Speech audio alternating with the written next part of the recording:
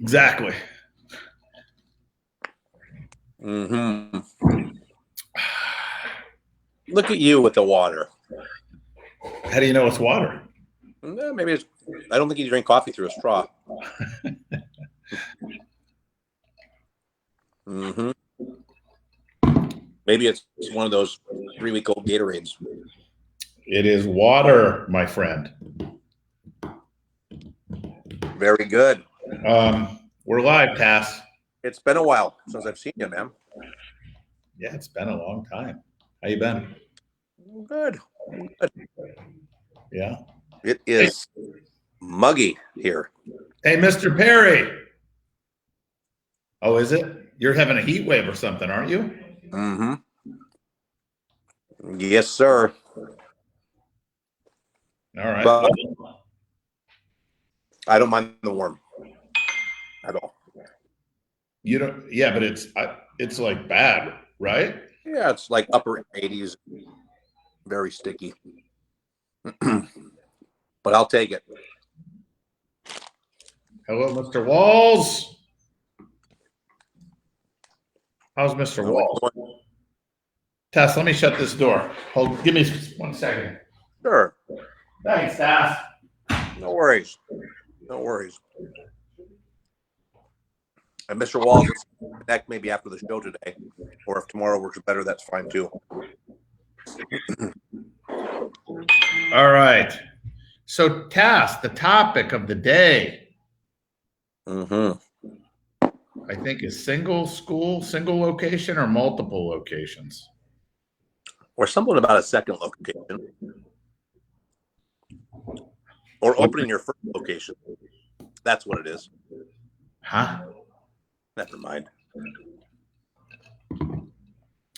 You know, this scares people, I think. Not a lot of engagement. People see the title of this show and they're like, I'm having enough trouble running one. I already know the answer. Single. Right. Single location. Hello, Ms. Angeliri. But I think, let's let people join in. Mr. Kling. Hey, Kling. The past. Are we keeping you awake, Metz? Yeah, you're boring me. Perfect. The feeling's mutual. Dude, I'm worn out this week. I'm tired. Yeah, you got a lot of guests. Had a lot of guests in town this last week and a half. Yes, the training. Just tired. So single location. What do you guys think? What do you think? For those of you watching, I know what Mr. Klingenmeyer thinks, but single location or multiple locations? Yes. Stuart. Hello, sir. Tess, 1 + 1 = 2. Is that accurate in the world of multiple schools? No, or in accounting. That's a good accountant question to ask. So what does 1 + 1 =? If they say 2, you got to run. The answer should be whatever you want it to equal. Here's the deal. I mean, the struggle or the potential struggle of owning multiple locations. Right. Yeah. And I think, you got to look at the mindset, right? If someone says multiple locations, well, what's the reason why? And you ask the question, does 1 + 1 = 2? If someone's successful in one school, sometimes we think it's, well, man, if I open a second location, I'll be twice as successful, and make double the money. But we forget about the double the expenses, and we forget about all the other potential things. Not that can happen, that will happen. It's like owning a motorcycle. It's not a matter of if you're going to dump the motorcycle. It's just a matter of when, Well, it will always happen. Well, here's the deal. It happens in one school, by the way, too. But you know what's funny? And this is a weird thought, right? I see a lot of people in our industry that jump to a second location way too quickly. And I see a lot of people in our industry that don't even entertain the thought of a second location because they just think it's going to be a big headache and they just never do it. So either people are jumping too quickly or they don't even entertain the thought, right? It's interesting. That is interesting. Yeah. And it's like, well, why are we at both sides, both ends of the spectrum here? You know, why is it that people open up second locations? Well, let me ask you the question. Why do you think people, and I think you know the answer from dealing with all the clients you've worked with, why do you think there's a group of people, this group, why do you think people jump too quickly to open a second location? Why do they do that? Well, because they don't understand all the pieces of the puzzle, number one. And number two is they think it's going to be easier than it is. And they think they can become more successful faster. I think it's part of the reason why. And in some cases, I mean, we can dive into it, but in some cases they'll justify, especially if it's like a husband-wife team. Like, well, if anything goes wrong, I'm at the one school, my wife can be at the second school, and so it's a pretty easy justification if you're a husband-wife team, as an example, because you've got someone for each of you have someone for each of your locations potentially. So, that's what I see. I think people, they realize a level of success, whatever that success is, or however they define success, and they believe they're ready for the second school. And a lot of times they're not even maximizing their first school. And that's a big key factor when looking at opening a second location. Well, what's the reason why? And there is a reason, by the way, there is a right reason why. But if that reason why is that you just want to get into a second location, whether that's, and listen, I don't think I'm going to go too far out on a limb when I say this, but I think for a lot of people, just the thought of saying I have multiple locations, it kind of strokes the ego a little bit. Like, instead of saying, well, I own a karate school, well, I have multiple schools. Well, the second one in some people's minds sounds better, right? And that's not always the case. We've seen that, and a majority of the time, it's not the case. It just depends on what are the reasons why we want to do it. And most people have the wrong reason why they want to open a second location. Well, you said it. So the people that jump is because, there's a reason why you and I came up with MAIA Foundations, right?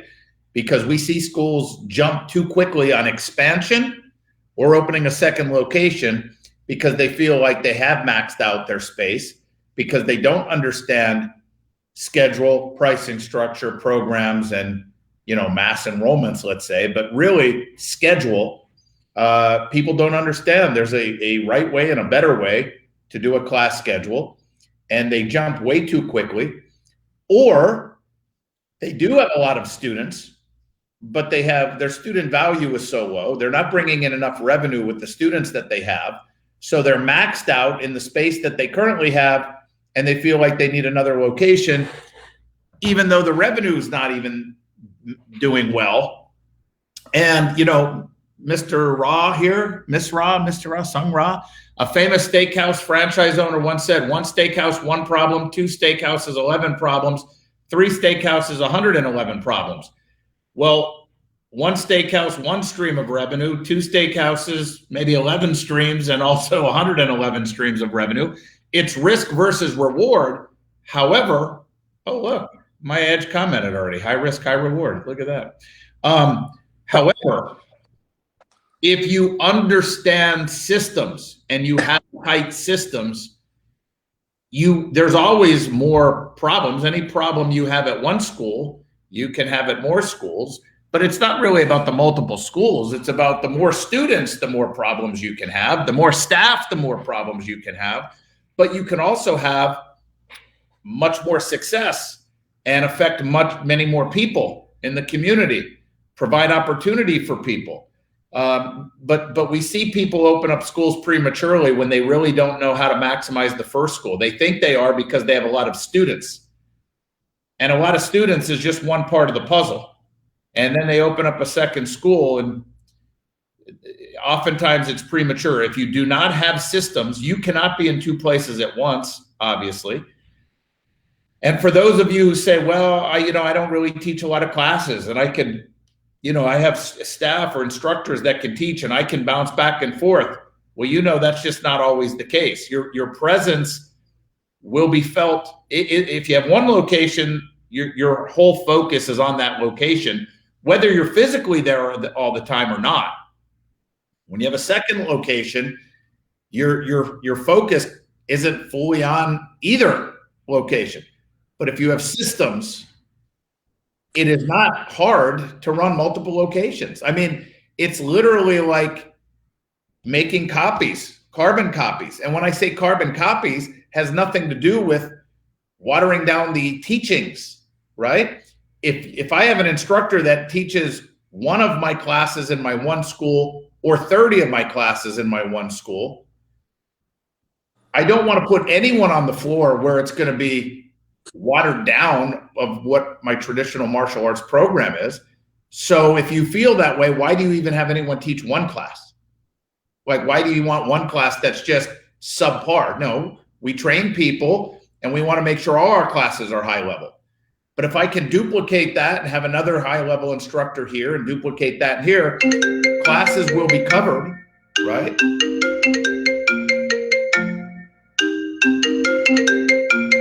Let me hit this button. Decline. Yeah, it's not my phone. I'm on Perry's computer. But my point is you can carbon copy this once you understand the systems. But it's not just about keeping high quality martial arts instruction. It's about recruiting, retaining, and generating revenue on the business side. And you can use, like was said here, about a steakhouse franchise. Well, if I use the example of a steakhouse franchise, people might have a different mindset than if I use the example of McDonald's, just because McDonald's is fast food and it's a lower quality food. If you put out lower quality product, we can carbon copy that. If you put out a high quality product, we can carbon copy that. Your product or service is whatever it is, but whatever it is, we can carbon copy it if you understand how to set up systems. Otherwise, Ritz Carlton wouldn't be able to do it. But the other thing is this. Have you ever seen the movie Multiplicity with Michael Keaton? Man, a long time ago. Right? And I it's a very bad analogy, but I've often likened, I've made this comment to people about that's what happens sometimes with martial arts schools, as they go from one school and, Michael Keaton is this hardworking construction guy and he doesn't have time to do everything. And then he multiplies himself, and that carbon copy of Michael Keaton, same person, same body, but completely different mannerisms, completely different person. Then he gets too busy and then he carbon copies himself, and the quality starts to just shrink, right? And it's just completely different quality for all the different variations of Michael Keaton. And this is what happens in martial arts schools sometimes. By the time you get to school 3 or 4, we're so far off because our core systems weren't right. And here's what happens. There are also people that think that they have systems in their school, but they don't know they are the system. And so when they go to a second location, the lack of systems that they have, they make up for with personality because they're in their school all the time, and they can bridge those gaps and still be able to be successful. Well, if you have broken systems and you go to a second location, you're no longer there to bridge those gaps. It becomes very difficult to have a predictable, reliable results in your schools. And I think that's one of the things. And the other thing is that sometimes, and I see this happen all the time, by the way, people that think they have the system don't have the system, and they get 1% off over the course of time. And we change 100 little things by 1%. That's 100% different. And we've got to be on track and on top of maintaining those systems, which as I've learned from you, you used to be the one to have all that quality control within the schools. And now you have an executive team that's managing all of those schools and making sure that the systems are being followed exactly the way the way they need to be followed. And as a result of that, and by the way, this is a huge lesson. And as a result of that, when you were just doing it by yourself, you guys were successful. But with the executive team, you guys have become even more successful because there's more eyes on it, and there's more people making sure that the quality is there, the systems are there, and things are, I's are being dotted, T's are being crossed, everything's being done the correct way. And as a result of that, you're having a record months, month after month, and a record year. That's the exciting part about when you have it dialed in and you can scale, unbelievable things can happen. But it's making sure you have those core systems in place and not just picking and choosing what you're going to do for a system and what you're not going to do for a system. So important. And I think, so we talk about people who prematurely jump to a second location. And then you have people who just don't even do it because they're hearing what you're saying and they're afraid. Oh, that's going to be more of a headache. I'm working 16 hours a day in my school now. I can't even imagine having 2 locations. And they just never do it. And at the end of the day, listen, I'm just going to go out on a limb here. The only reason why you don't do it is because you're afraid. You can make all the excuses you want. We're not buying it. You can tell me whatever you want to tell me, but you're just afraid or you don't know how to do it. Hence why you're afraid. I'm afraid because I don't know how to do it, right? Or you could say, well, no, because if I open a second location, my curriculum, it's just going to be watered down. That's because you don't know how to do it. You don't know how to train somebody to where it's not watered down, manage the process, have the system in place. And Tash, you said something, right? You said, people don't realize they are the system. It's not necessarily that the school owner, let's say, is the system, but they're the biggest link in the system. Right. And when the link breaks, because you realize, oh my gosh, I thought there was a system here. It's collapsing, right? Enrollments are down. Retention is suffering. The family feel is going away. Just because we opened a second location. It's just because you don't know how to do it. And I would love from all of you, but put it on here, guys. Nobody put it in the chat. Go ahead, Tess. I was going to say, how many people would want 1 location or multiple? I would just like to know. But go ahead. Right. And I think there's another reason why someone wouldn't open a second location, and the other reason is, and it may come. We may agree to disagree on this. It may come back to fear, but I just don't know that this is possible in this industry with all the egos. But some people are like, I'm happy. Why mess with a good thing? Like, I'm making a great lifestyle. I'm making great money. I'm fine doing what I'm doing. My school runs itself. I don't have to be there if I don't want to be. I can be there if I want to be. And again, why would I go do that when everything is exactly where I want it? I don't need to make more money. I'm exactly where I need to be. That's a hard mentality for me to wrap my head around. I know it's a hard mentality for you to wrap your head around, because when people say, well, what is your goal financially? I looked at you at the last wealth seminar. I don't remember this, and we had the exercise was write down a number that you would feel comfortable with as far as retirement, a monthly number that you would feel comfortable with. And I didn't write down a number, and I said, dude, I'm just so conditioned to write down more. I didn't even write a number down, and I don't know that everyone's wired that way, but I also think that's part of the reason why people don't open a second location. That's called justification. Yes. That's what that's called. And it's fear. Most people on here, by the way, most of you don't need more money. But I'm sure all of you wouldn't be depressed if you hit the lottery tomorrow and had more money. Number one. It's not all about money. As a martial arts instructor, do you want to impact more people? I would think you do. Because if you say, no, I'm happy impacting the number I'm impacting, well, does that mean you're not going to enroll any more students then until someone quits? Like, it's justification. And it's because I'm, like, then you said something else. Well, I don't have to be in my school. I have a great thing going. Well, why don't you have 2 or 3 schools where you don't have to be in your school and have a great thing going? Because you're afraid you wouldn't be able to do that.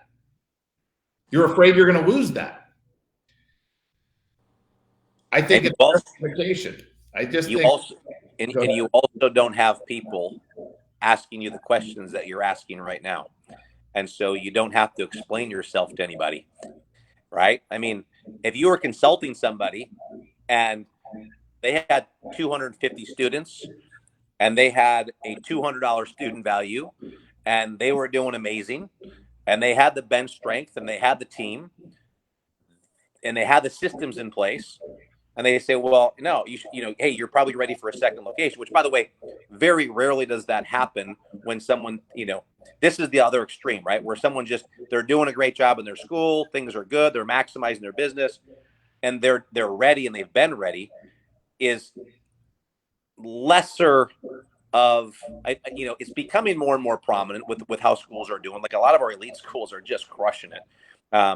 But that's less likely than someone who just wants to go open a school prematurely, right? So my point in saying that is that when you look at some of these people and they're in this great location, that they're doing a great job, they're maximizing their success. At the end of the day, if they're not getting pushed by somebody, say, well, why wouldn't you? And they say, well, I'm happy. Well, that reason may be good enough for everybody else in their life, but it's not good enough for a consultant who's trying to coach them and push them and help them maximize their lifestyle and be the best that they can be. That's where you start asking the other questions. Well, what if you do it with 2 locations and have the same lifestyle? Would you do it? What if you could do it with 3? And it's about asking the right questions. And one of the things that I've learned, and I learned this a long time ago from Tony Robbins, but it's an art and it takes time and you need to be challenged. Because whether you're asking the questions of a client or you simply ask yourself the questions, Tony Robbins said it years ago, right? Your life boils down to, the quality of your life boils down to the quality of the questions that you ask yourself. And I think sometimes we don't ask ourselves the right questions. Exactly. And the thing is, by the way, how many times do you see people go to the Olympics, win a medal, and never show up to another Olympics? Can't they say, I'm happy, I made it to the Olympics, I won a medal? But they go back in 4 more years, or they try, because they'd probably be happier getting another medal, but they may lose. But I can't just say, I already got a medal, I'm good. At the end of the day, it's okay to be afraid. But if you just admit that to yourself, that it's fear that's stopping you from doing something, then you can figure out ways to overcome that fear. But if you don't even admit that, you're just going to have excuses, and you can't overcome an excuse when you're not getting to the real reason of why you don't do something, right? Who wouldn't want to impact more lives? Who wouldn't want to provide more careers for your black belts? Who wouldn't want to make more money? And if you say, I don't want to make more money, you don't need to, or you don't want to. And if you say, I don't want to, tell me why you don't want to. And then you might say, well, because... Yeah, on a lesser... Go ahead. Well, I was going to say, on a lesser scale, I've had this conversation with people. Well, yeah, we don't really need any more students. We're good. We're fine. I said, well, if I came to your school and had 50 students lined up and said, here you go, do you want them or don't you? You're going to tell me you're going to turn away 50 new students? Or is it that you just, same thing, are you afraid of putting yourself out there and doing the hard work and marketing to get the new students? But if I deliver them to you on a silver platter, you'd be like, well, yeah, of course I'll take them, right? And it's the process sometimes of how we get there mentally, And again, I remember this was another Tony Robbins thing, man. I'm just going back. He's like, people make things so hard in their lives and you buy into it. And he was talking about, you're going to go to Fiji. And he's like, that should be an amazing experience for you. But here's sometimes what people will do. Oh my God, I got to get packed. I got to get my suitcase ready. What am I going to bring? What's the weather there? I got to make sure I get to the airport on time. I got to make sure I bring all my stuff. Well, wait a minute. We got to fly there. Then there's a layover. Then we've got another layover. Then we got to take the small, tiny plane to this island. And then what if I miss this? And we draw out all the stuff and we make it where it's not fun because we're so worried about all the little details as opposed to looking at the big picture and letting that be motivating and exciting for us. But if you plan it out and you have a schedule and a system of how you're going to do it, it's really not that hard, right? And then Mr. James, Mr. Lockett, no, you should always be happy. We don't want to have the attitude where we're never happy, right? We should find happiness in the journey. It's fun. It's exciting, especially when you know how to do it. There's a old saying, which is, be happy, but never satisfied. Right. And I think that's true. Yes, you should always be happy. You should always enjoy the experience. You should always enjoy the journey and the process. But I think, well, here, we're either growing or we're dying, right? And it is very, let's just say I'm making the number up. Someone's grossing $50,000 a month in their martial arts school. Okay. And you do it this month and next month and then the next month. At some point, it just gets to be, for me, that would just get to be mundane and boring. Like, we're just, okay, everything is the same. Yep, we did it again. Great. We did it again. That's just not fun for me. Now, that may not be everybody, but I got to imagine that's just human nature is we always want to be better. We always want to get to the next level, and has nothing to do with not being happy, but has everything to do with not being satisfied where we are and continue to push and grow and move forward. Well, and by the way, and I see Mr. Lockett, I see that. But look, he's happy with his last month, by the way. We get comfortable. And we're afraid we're going to lose that comfort, right? And when you're comfortable, you don't have a big enough reason why on why you should take another chance to expand and grow, because you've gotten to a point where you're comfortable and you're happy. I'm not saying you're unhappy. You're comfortable, you're happy, all your needs are being met until your car breaks down and you got a budget on how you're going to get a new car, or until your kid wants to go to the certain college and you got a budget on how you're going to get there, or you got to take out school loans, or you want a vacation. You met some friends and they're inviting you on vacations and you just can't afford to do as many vacations. Then, you'll justify that. Oh, I just love being at home, or I love doing this. I mean, could be the true reason, but we got to be honest with ourselves, or we're going to hold ourselves back. Go ahead, Tess. I got a message from a client, I think late last night, and he sent me a message and he said, I'm school shopping with my kids. And he said, it's just such an unbelievable feeling to be able to get what my kids want and what I want to get my kids for school, when I wasn't able to do that and get those things when I was a kid.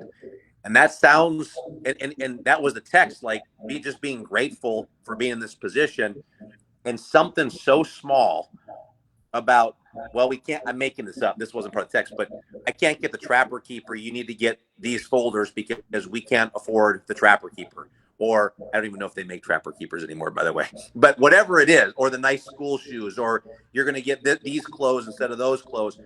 It's something very small, but boy, it sure is nice to have options. And that's why I think it's always important for us to really push forward to the next level and not be satisfied, because we can always be better. And the problem with being comfortable, and I know this from firsthand experience, when you get comfortable, it's the fastest way for you to be able to go backwards, because there's nothing pushing you further. You talked about it in COVID. Our goal is to thrive when we were in COVID. The goal was to thrive in COVID so we could do what? So we could survive. Because if the goal was just to survive, it wasn't going to happen. And so that's why we set the bar so high, is so that if we chose to thrive, at least we could survive. And I think that's important to remember in our business. We always have to be looking to the next thing and the next goal, because if we don't, nothing's pulling us up. It's like getting straight A's. Well, the only way you can go is down. And that can be difficult. And that's why you don't get complacent. You always got to work on, being better. Mr. Blackman says, when do you know that you have enough bench strength to support another location? Here's the answer. The first answer is when you can open up a second location and 2 key team members quit within 3 months of opening that location, and there's no disruption to your business. That's when you know you have enough bench strength to support another location. But just because you have that bench strength doesn't mean you're ready for another location until that bench strength and those people know the duties and responsibilities, job descriptions, assistant instructor responsibilities, Careful, All people are this. screenshotting. Careful, people are screenshotting that. And then senior instructor responsibilities. And then chief instructor and program director responsibilities. I'm going fast. Such a tease. My point is you could have the bench strength, but do you have the systems, the training methods in place, the accountability in place to make sure that we thrive in a second location and not just have people that can be bodies in another location? Because here's the other problem. You do this in your own school, everybody. Okay, not Mr. Blackman. Why? Because he's CMA. He's a CMA. Are you going to go here? You hire for one thing and not the other? No, but you can hit that. I won't even say it. But the thing is what you guys do is a lot of times you think you have bench strength in people because you've taken vacations and people have covered your school. You've been gone for a month and people have covered your school. And you think, look, they want an opportunity. I'm going to open a second location and give them an opportunity, to run a school for me. But that's exactly what you do. You get them to run a school for you and not grow a school for you. And you don't realize why your schools are starting to go down now, because you have people that can run them, but not grow them. And that's a difference. And you have to understand the difference. But you were going to say people hire for blank. You want to ask the question? See if anyone knows the answer. I mean, it's not that anyone's answering any of my other questions, but you give it a try, Tass. Yeah, I mean, why is it that you hire somebody, and when do you hire somebody, right? And I think that's a pretty common question. But I'll just give you the answer because I know there's a delay, and I'm just gonna go glass half empty. No one's gonna answer anyways. So a lot of us hire for convenience, right? And it's just convenient to get someone in, and convenient to have an extra set of eyes on the floor, or convenient to hire an assistant instructor, or whatever the issue is. But we always say you never hire more than one person or two people to do the job of one person.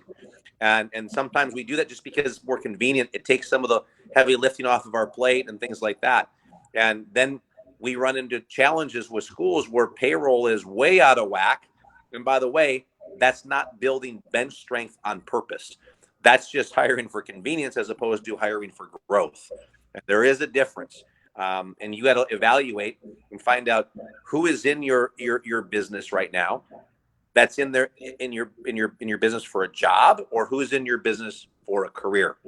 Because it can get very, very, very frustrating when you're dealing with people that are there for a job just to make time pass, because we are a small business and we have to train everybody just like any business does. But there's a lot that goes into our trainings. And when someone's there for a short period of time and then they're gone because it was just a job for them, it's rinse and repeat. And now you do it again.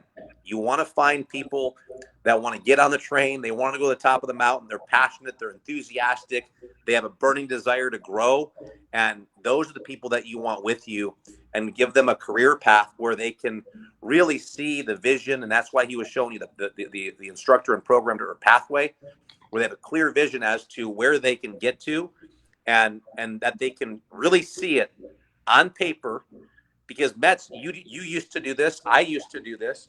We used to paint the picture to them verbally, and it was like, well, just listen, there's so much opportunity, and just, trust me, and we're going to get there. And we used to, and it was all good intent, and it was truthful, but there was never a pathway. And it's hard to sell a dream without a vision of what that dream is, other than just talking about it, and no one can see it.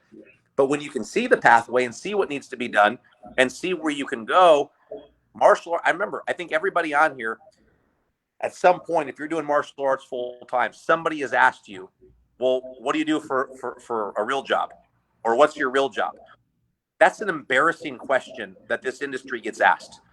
Like, why are we being asked that question, right?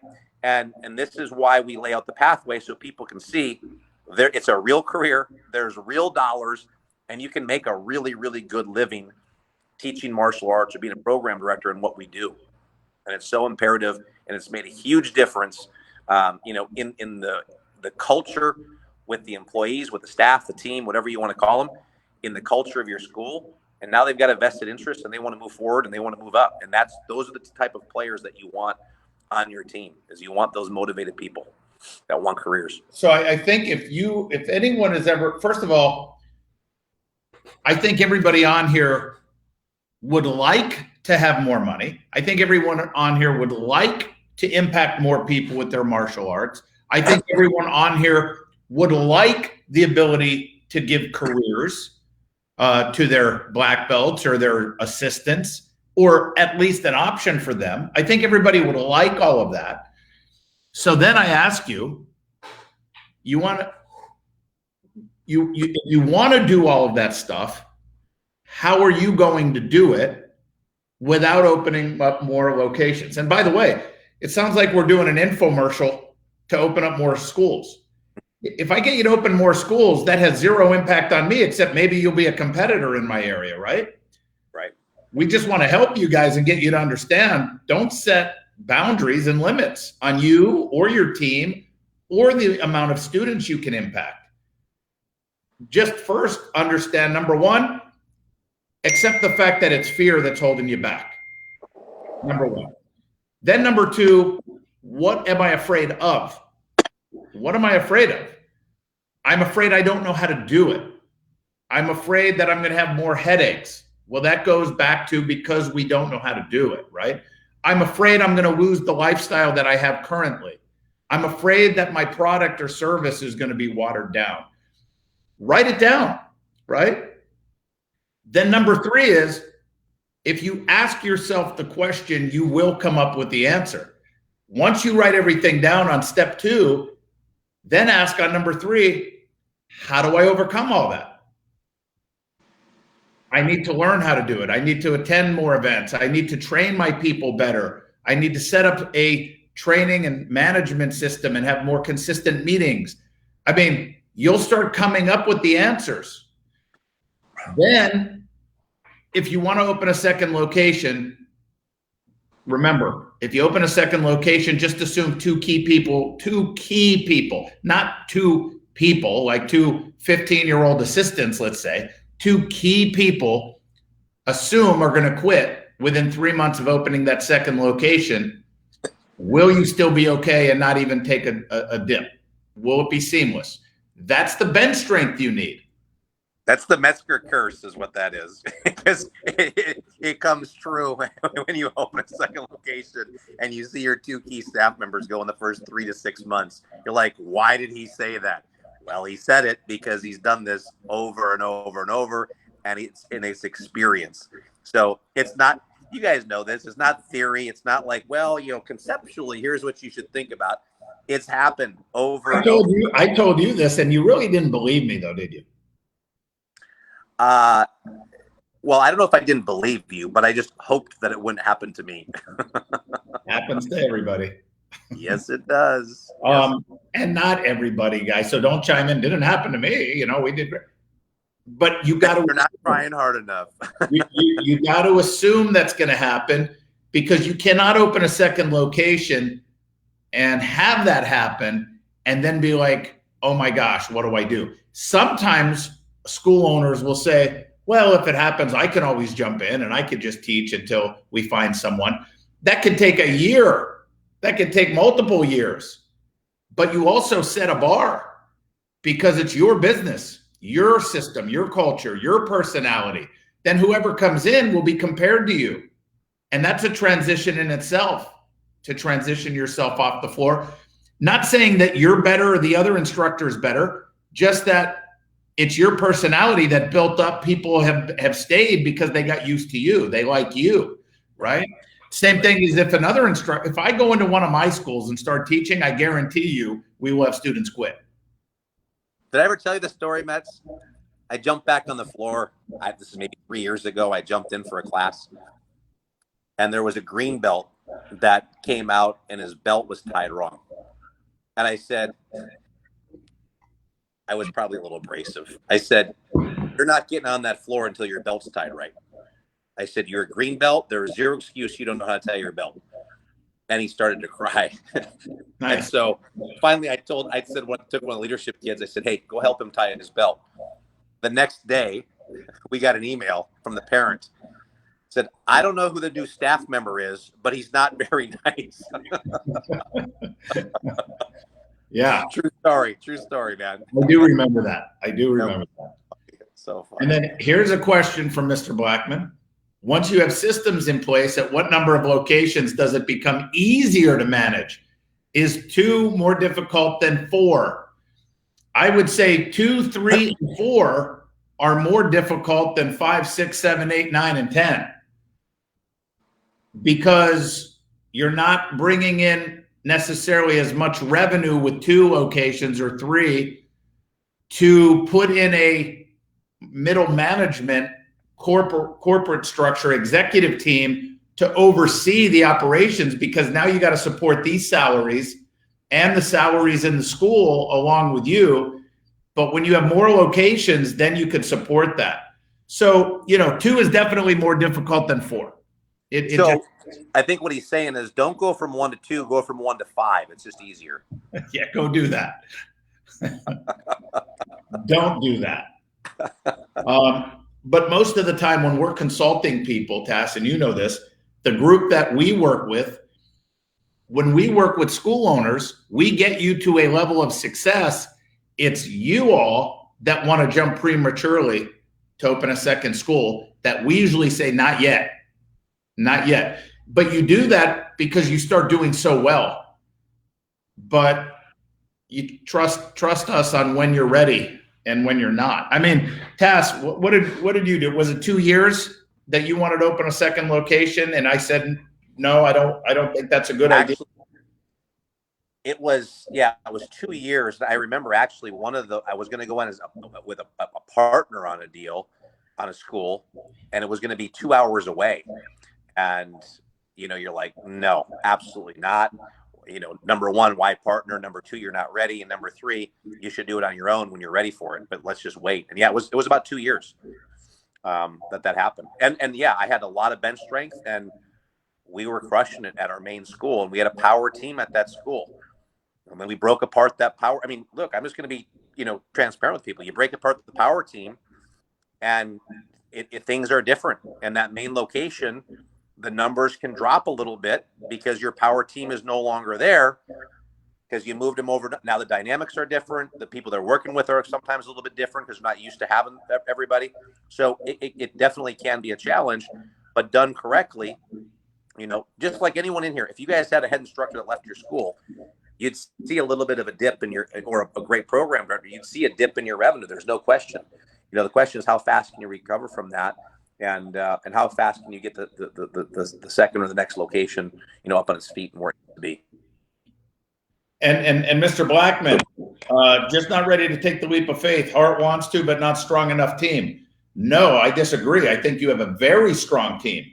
We just don't have another strong team in the wings to do it, but you need 2 other strong teams under the strong team that you currently have.